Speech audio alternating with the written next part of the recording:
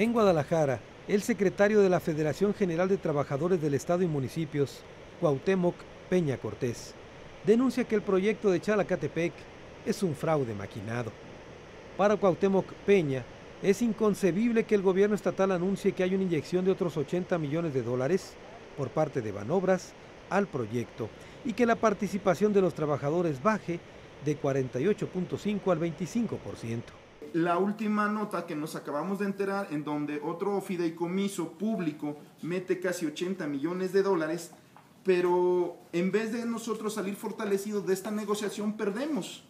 Y perdemos prácticamente el 50% de la inversión, porque precisamente de tener el 48.5%, ahora nos quedamos solamente con el 25% del costo total del fideicomiso. Y los ganones nuevamente de todo pues vienen siendo precisamente los empresarios que inmediatamente reciben este dinero para infraestructura. Bueno, nosotros pensamos que si este dinero, si nos están comprando el 50% de los derechos de los trabajadores que tenían en ese fondo, en ese fideicomiso, ese dinero debió haber entrado a pensiones del Estado, no al mismo fideicomiso, porque nos están comprando a nosotros el 50% casi de los derechos que tenemos sobre este fideicomiso. Entonces, nos compran nuestro 50%, pero ese dinero, en vez de que entre a pensiones del Estado para el flujo corriente, lo meten otra vez al fideicomiso y nuevamente los empresarios tienen acceso directo a este dinero para aplicarlo como quieran. El fideicomiso contempla pues que este comité técnico será el que determine montos, determine empresas, determine tiempos, determine absolutamente todo lo que tenga que ver con el desarrollo. Y luego se señala que este proyecto nos redituaría a los trabajadores entre 10 y 15 años, veríamos reflejado la inversión. Pero al ritmo que vamos, primero, bueno, ya perdimos el 50%. Y dos, el fideicomiso señala que los empresarios siempre conservan el derecho de retirar su parte, es decir, retirar sus terrenos una vez que ya esté toda la infraestructura armada. Y solamente, no dice el fideicomiso que tengan que regresar el dinero con intereses. En suma, tendrían que regresar la cantidad que se les dio si es que la regresan en un momento determinado de aquí a 20 años, es decir, la cantidad en dólares que resulte, pero sin intereses, es decir, lis y llanamente. Nos encontramos entonces, desde nuestro punto de vista, en un fraude maquinado precisamente para despojar a los trabajadores de sus prestaciones, de sus... Déjame hacerte una pregunta. ¿Tú consideras que esta negociación en la cual el gobierno a través de pensiones aporta 89 millones de dólares fue un negocio de saliva de parte de los empresarios, que no hemos visto que aporten gran cosa? Sí, efectivamente, porque también nos damos cuenta que a muchos de los ejidatarios les pagan después de que este dinero entra al fideicomiso, es decir, con el mismo dinero de pensiones del Estado terminaron de pagarles a los ejidatarios los terrenos. Incluso todavía hay algunos, hasta donde sé, que todavía les debían de 8 a 10 millones de pesos, es decir, con el mismo dinero de pensiones los empresarios compran los terrenos, se quedan con una gran parte.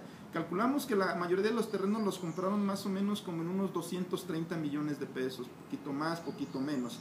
Pero nosotros metemos al fideicomiso casi 1.200 millones de pesos. Entonces, obviamente el negocio está a la vista.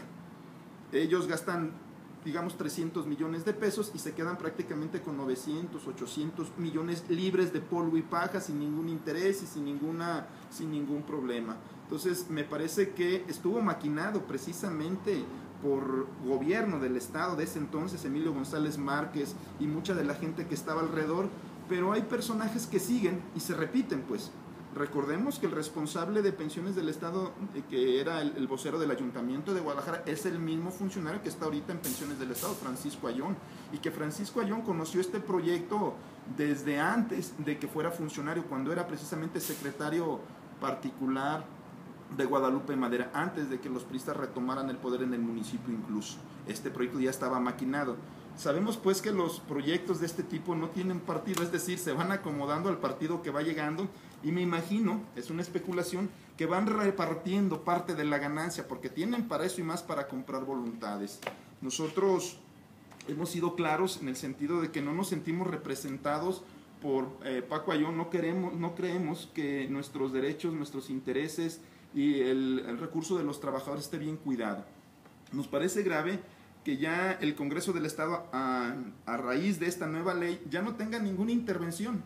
Ya no se le informe de todas estas inversiones de alto riesgo, de todas estas desincorporaciones del patrimonio de los trabajadores como antes. Por eso necesitaban modificar la ley para no transparentar este tipo de procesos. Este es uno de los más grandes probablemente, pero tenemos información de que hay inversiones de alto riesgo en la bolsa y también con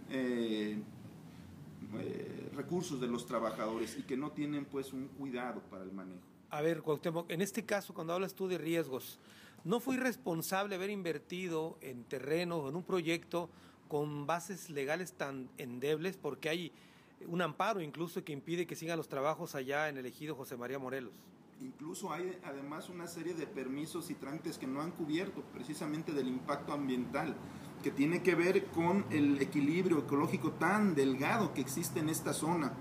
Por supuesto, este asunto fue precisamente planeado para despojarnos. En sí el negocio ya lo hicieron.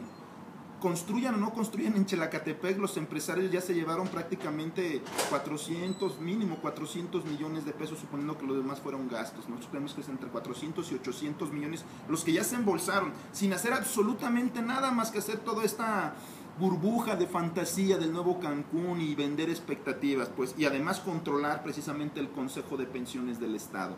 El fideicomiso contempla, por otro lado, que si ellos meten más terrenos, pensiones tienen que meter más dinero. Y si no meten más dinero, la participación del Consejo de Pensiones se reduciría. Por eso no entendemos si se meten 80 millones de dólares más, ¿por qué no creció la participación del Consejo de Pensiones? Y en vez de eso nos lo reducen al 50% y los empresarios, sin meter un metro más de tierra, siguen conservando el 51% y admiten o reciben esos 80 millones de dólares más. Pues es un negocio redondo. Cuauhtémoc Peña pide al gobernador Aristóteles Sandoval que forme una comisión especial que investigue el que califica como un auténtico fraude en perjuicio de los trabajadores del Estado. Dos panoramas se abren frente al proyecto del llamado Nuevo Cancún. De prosperar el amparo de los ejidatarios, gobierno y empresa tendrían que sentarse a negociar con los auténticos dueños de las tierras en otras condiciones. Pero si el desarrollo turístico de Chalacatepec se impone con la fuerza del Estado, los ejidatarios estarían condenados a ser peones en el Edén que les habían prometido, como describe el exregidor Ricardo Serrano. Están haciendo un desarrollo para beneficiar a unos cuantos, dejando y castigando a ser cargadores, maleteros, cocineros, a todo un pueblo que antes era dueño de su tierra. A lo largo de esta investigación especial de Ruta 44, ha quedado claro que en torno a este proyecto que se pretende desarrollar aquí, en Chalacatepec, existen demasiadas dudas. Los ejidatarios de José María Morelos se sienten defraudados, consideran que se trató de una gran estafa porque les pagaron a precio de risa los terrenos que realmente tienen un alto valor comercial. Existen dudas respecto a si un desarrollo turístico como este afectará el entorno ambiental de la zona. Estamos hablando de lagunas, estamos hablando de la llegada de tortugas, entre otras cosas. Aquí, a lo largo de este trabajo especial de Ruta 44, hemos puesto precisamente todas estas dudas para su conocimiento. El tiempo nos dirá si efectivamente el gobierno cumplió o siguió un camino equivocado. Hasta la próxima.